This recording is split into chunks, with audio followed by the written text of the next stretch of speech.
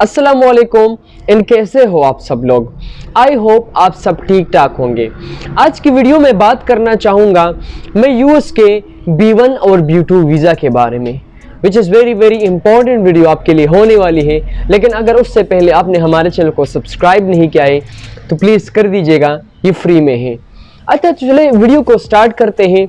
US का B1 और B2 visa ये असल में एक नॉन इमिग्रेंट वीज़ा होता है।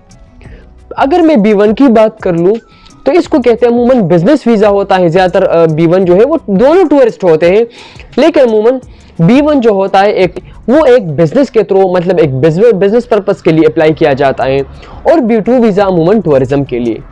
आजकल मतलब पाकिस्तानियों को जो मिल रहा है, पर इसके दो किस्म आप कह सकते हैं, बल्कि तीन किस्म कह सकते हैं। कभी कभी मिलता है जो अच्छे कंट्रीज़ है उनको 10 साल का मिलता है, कभी कभी चांस पाकिस्तानियों के लिए भी लग जाता है। एक मतलब ये है कि एक लंबा वीज़ा होता है, एक काफ़ी वैलिड वीज़ा होता है आपके 10 साल के लिए। तो भाई 10 साल ये काफ़ी टाइम है। $185 का वीज़ा मिलता है, 185 इसकी फ़ीस है। तो अगर पाकिस्तानियों को कभी कभी मिलता है वो 5 साल का भी मिलता है, कभी कभी चांस लग जाता है 10 साल का भी मिलता है। लेकिन अमूमन 10 साल का जो मिलता है वो बड़े बड़े कंट्रीज़ को मिलता है, जो थाईलैंड कर ले, यूके कर ले, या जो बड़े बड़े कंट्रीज़ हैं उनको ये 10 साल का मिलता है। और अमूमन जो अफ्रीकन कंट्रीज़ है लाइक नाइजीरिया हो गया, अंगोला हो गए, जो लोअर कंट्रीज़ है अमूमन, तो फिर उसमें 5 साल से भी कम करके 2 साल में भी वो 2 साल का वीज़ा देते हैं। तो मतलब ये है कि हर कंट्री में ये डिफरेंट है, कभी किसी को 10 साल का, कभी 5 साल का, और कभी 2 साल का वीज़ा।